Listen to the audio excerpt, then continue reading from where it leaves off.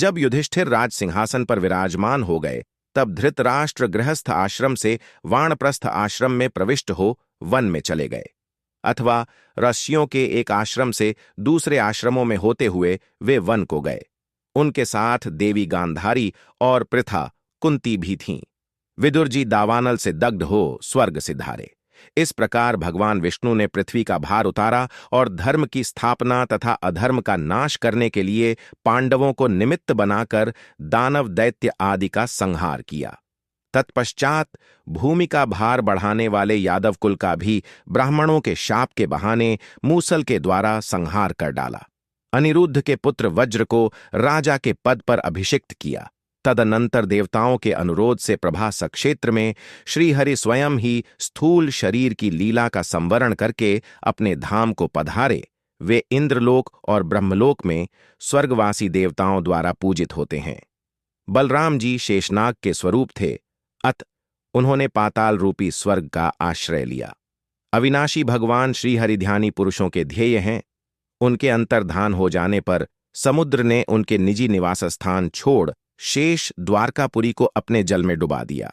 अर्जुन ने मरे हुए यादवों का दाह संस्कार करके उनके लिए जलांजलि दी और धन आदि का दान किया।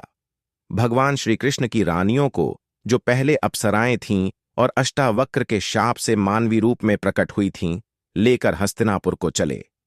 मार्ग में डंडे लिए हुए भीलों ने अर्जुन का तिरस्कार करके उन सबको छीन लिया। यह भी अष्टावक्र के शाप से ही संभव हुआ था। इससे अर्जुन के मन में बड़ा शोक हुआ। फिर महर्षि व्यास के सांत्वना न देने पर उन्हें यह निश्चय हुआ कि भगवान श्री कृष्ण के समीप रहने से ही मुझ में बल था। हस्तिनापुर में आकर उन्होंने भाइयों सहित राजा युधिष्ठिर से, जो उस समय प्रजावर्ग का पालन करते थे, यह सब समाचार निवेदन किया। वे बोले, भैया, वही धनुष है, वे ही बाण हैं, वही रथ है और वे ही घोड़े हैं, किंतु भगवान श्री कृष्ण के बिना सब कुछ उसी प्रकार नष्ट हो गया जैसे अश्रोत्रिय को दिया हुआ दान। यह सुनकर धर्मराज युधिष्ठिर ने राज्य पर परीक्षित को स्थापित कर दिया। इसके बाद बुद्धिमान राजा संसार की अनित्यता का विचार करके द्रौपदी तथा भाइयों को साथ ले हिमालय की तरफ महाप्रस्थान के पथ पर अग्रसर हुए।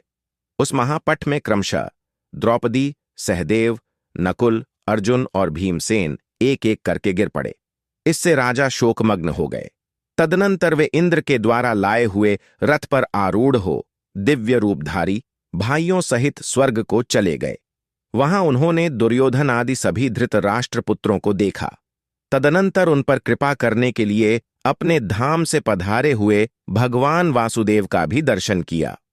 इससे उन्हें बड़ी प्रसन्नता हुई।